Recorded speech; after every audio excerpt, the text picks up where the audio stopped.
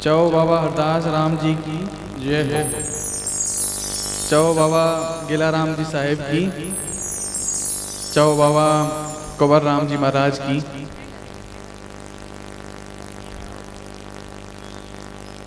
ओम श्री युगल कमले चरणम्भ्यो नमः। ओम श्रीमते निम्बार्काचार्याय नमो नमः। ओम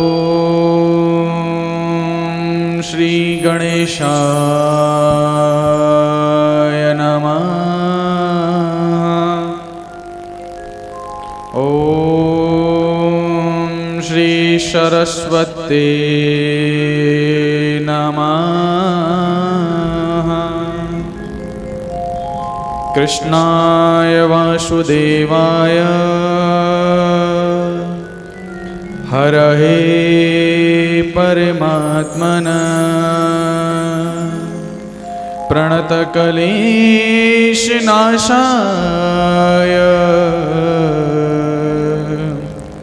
गोविन्दाय नमो नमः।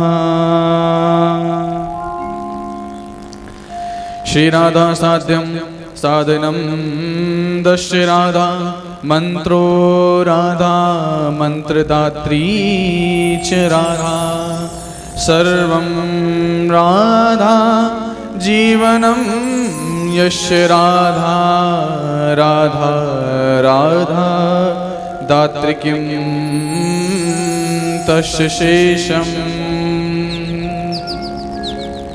श्री राधा मेरी स्वामिनी मैं राधे तेरो दास जन्म जन्म मोहि दीजियो श्री चरणन को आस। सब द्वारन को छाण के मैं आयो तेरे द्वार। ओ वृषभान की लाडली निक मेरी ओर निहार। वरसाने की राधिका और नंदगाम के श्याम उन दोनों के चरणन में मेरो कोटि कोटि प्रणाम। हे नाथ सब सुखी हो कोई न हो दुखारी।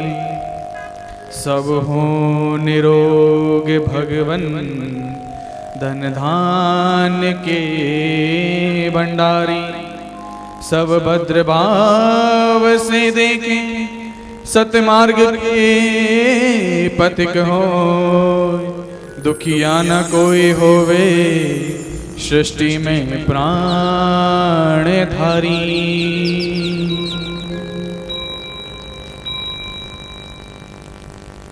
जय जय श्री राधे जय जय श्री राधे जय जय श्री राधे।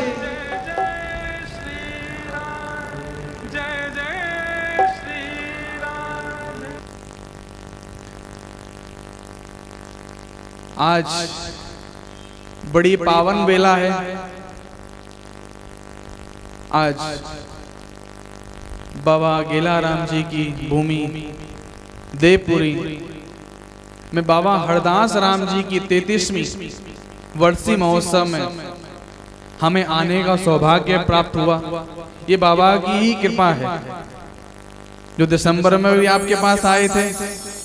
दोबारा से बाबा का प्रेम इतना रहा, आप लोगों का प्रेम इतना रहा, आज दोबारा से आपके समक्ष हम बैठे हैं।